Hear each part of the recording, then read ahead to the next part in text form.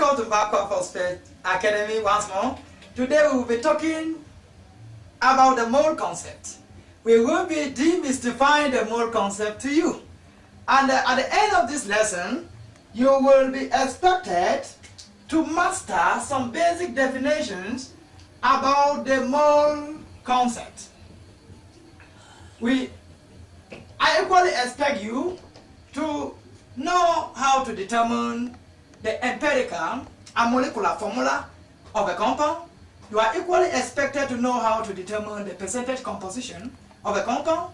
We are going to also teach you how you can be able to calculate the number of moles for solute and for gases.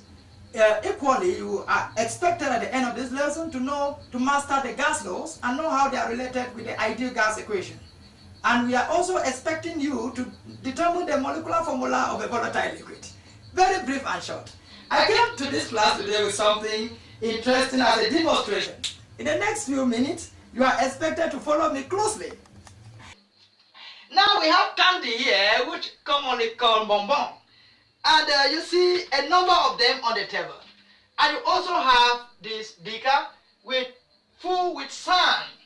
I will be using this to tell you what the mole is. If you follow my illustration closely, you'll be demystifying some of the terms, some of the definitions you have been thinking is difficult, and you have been spending all your days, all your time trying to cram, trying to master, trying to memorize. Let's get going. Okay, here is candy. We call it bonbon.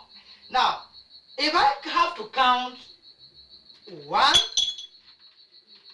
2, 3, 4, 5, 6, 7, 8, 9, 10, 11, 12. And I ask you, what is this? You are going to tell me this is a dozen of bonbon. Now, imagine this is a dozen of bonbon means there are 12 bonbon present. So each time you hear about a dozen, it means that 12 of a particular item is present. For example, if I have 12 students seated, I say I have a dozen of students. If I have 12, let me say, books, I say I have a dozen of books. Now, so each time you hear about a dozen, what comes into your mind is 12 of a particular item. Let's go to the next thing. Now, imagine that you are asked to count a dozen of sand grain. Can you imagine that? This is seemingly difficult, because if you try to, count, you can follow me. I'm unable to read. You see, it's interesting. You can imagine that it's going to be difficult for me to actually pick out 12 grain of sand and call it I have a dozen of sand. It's looking difficult. Okay, let's get back to chemistry. Now, I want to let you know that in chemistry, just like a dozen is used to tell us about a number of a particular item present, in chemistry, we are going to be counting particles. And what are the particles we are talking about? The particles we are talking about could be atoms, it could be molecules, it could be ions, it could be electrons, it could be neutrons, etc. In the next video, I will spend some time to actually tell you what an atom, molecule, ions are. But just look this. Let me say that if I have an atom of hydrogen, this is the formula. Hydrogen atom, H. If I have a molecule of hydrogen, I have H2. This implies 2 hydrogen atoms come together to form a molecule. Now imagine that a hydrogen atom happened to lose 1 electron. What we are going to have is a proton, and this is a hydrogen ion. Now, I'm just trying to let us know some atoms, molecules, ions, neutrons as particles. These particles, what is peculiar about them is that they are smaller than the grain of sand we were unable to count here. So how do chemists count them? Just like a dozen is to count this candy, I call it most often bonbon for my student to understand. This candy is big enough we can count it. The particles are small such that you can't count them one after the other. Let's get going. So what then do we use to count in chemistry the number of particles present? We are going to answer that question. We use the mole to count the number of particles present. So the mole is a unit of measurement, just like a dozen is a unit of measurement. So now, why are we counting in chemistry? I say we are counting particles. Now, I will start by telling us what we call the amount of substance. Because in our definition of the mole, we will be using the amount of substance. What is the amount of substance? The amount of substance is simply the number of particles present in the substance. So, if I come to a hydrogen, a basket of hydrogen, I'm counting the number of hydrogen present. It is the amount of substance. Now, I will quickly get with the definition of the mole. The mole N. What is the mole? Now, I have said the mole, just like a dozen, is used to illustrate that there is 12 of a particular item present. In chemistry, the mole of a substance is going to tell us about a certain number of particles present. Now, let us get going. What is then the mole? This mole we have been talking about in chemistry. Chemists, some years back, came and looked at 12 grams of carbon-12 isotopes. Counted the number of carbon atoms present in 12 grams of carbon-12 isotopes. So chemists decided that any amount of substance which is having an equivalent, like the number of carbon atoms in exactly 12 grams, should be given the name a mole. So when we're talking about the mole of a substance, we are saying that we want to define the mole right away. So the mole of a substance is that amount. I have said the amount of substance is the number of particles present. Is that amount of substance which has the same number of particles, elementary particles. The particles could be atoms, molecular ions, electrons, neutrons, as there are carbon atoms in exactly 12 grams of carbon-12 isotopes. That's what we call the mole. So we are doing a kind of comparison. Now you see it. We are coming to 12 grams of carbon-12 isotopes. We count the number of carbon atoms present. It's going to be 6.02 times 10 to the 23 carbon atoms. So can we say that it's a constant? This is the constant you call the AVOGADRO'S constant. Now, the AVOGADRO'S constant is the number of carbon atoms. So I'm already defined a different term now. AVOGADRO'S constant. AVOGADRO'S constant is the number of carbon atoms present in exactly 12 grams of carbon-12 isotopes. And chemists say it's per mole. So any item, any number of particles which is equal to 6.02 times 10 to 23 of a particular particle, we say is a mole of a substance. Let's get going. Now, we want to look at what we call the relative atomic mass of an element. What is the relative atomic mass of an element? Now, we want to carry out another quick illustration. Let me take chlorine. You know that chlorine has 2 atoms, which are chlorine 3517 and chlorine 3717.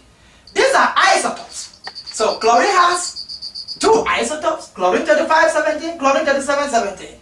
Now, if I want to get the relative atomic mass of chlorine, it's simple. I am going to get the mass of chlorine 35, get the mass of chlorine 37. I will add the 2 masses, which is M1 plus M2. I divide it by 2, so I'm going to have the average mass of one atom of an element. are going to have the average mass of one atom of an element. Now, what is relative atomic mass? I come to 12 grams of carbon-12 isotopes. Now, we also have now a constant. We come here, I want to tell you what relative atomic mass is so that you can follow and you never forget. Take 112. The mass of one atom of carbon-12 isotopes, which means you get the mass of one atom of carbon-12 isotope is a constant. Divide it by 12, you have 1/12 the mass of one atom of carbon-12 isotopes. Now, when you get this mass, you already have the average mass of one atom of the element. In this case, we're talking about chlorine. So, if you want to get the number of times the average mass of one atom of the element chlorine is heavier than 1/12 the mass of one atom of carbon-12 isotopes. The number of times that the average mass of one atom of the element chlorine is heavier than 1/12 the mass of one atom of carbon-12 isotopes is called the relative atomic mass of chlorine. So, relative atomic mass of an element is the average mass of one atom of that element. The number of times the average mass of one atom of the element is heavier than 1/12 the mass of one atom of carbon-12 isotopes. Quickly, what is relative molecular mass of an element? Relative molecular mass of an element would therefore simply be the mass of one molecule of the compound or the element over 1/12 the mass of one atom of carbon-12 isotopes. The number of times the mass of one molecule of a compound or an element is heavier than 1/12 the mass of one atom of carbon-12 isotopes is called the relative molecular mass. I want you to know something. I know you are following me closely. Now, I want you to note that relative atomic mass and relative molecular mass are a ratio of two masses. So they are not going to have any unit because mass is measured in grams and grams going to cancel out. I want to quickly go to what we call the molar mass.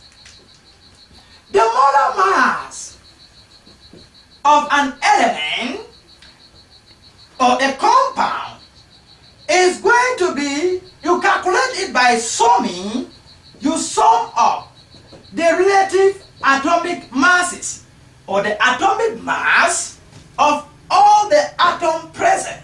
Now, what is molar mass? Just like every dozen will have a mass per dozen, you are going to note that a compound will have a certain mass per mole of that compound. So molar mass is measured in gram per mole, and from this unit, you see that is simply the mass of 1 mole of any compound. Mass of 1 mole of any compound will give us the molar mass. So these are some basic definitions that I expected you to master for us to continue. Now, how do we calculate the number of moles? Number of moles and for a solute is action. Before we get into the calculation proper, let us take the review of the various definitions using our candy. I will start with the mole. I said the mole of a substance is that amount of substance which has the same number of particles, elementary particles. Now, let me use the candy we have. This is the candy. Imagine that this candy is up to the number of carbon atoms in exactly 12 grams of carbon-12 isotopes. If it is that, then this candy should be up to 6.0 times 10 to the 23 candy. If this candy is up to 6.0 2 times 10 to the 23 candy, then we are saying that it is equal to the number of carbon atoms in exactly 12 grams of carbon-12 isotopes. And we have said the number of carbon atoms in exactly 12 grams of carbon-12 isotopes is equal to 6.0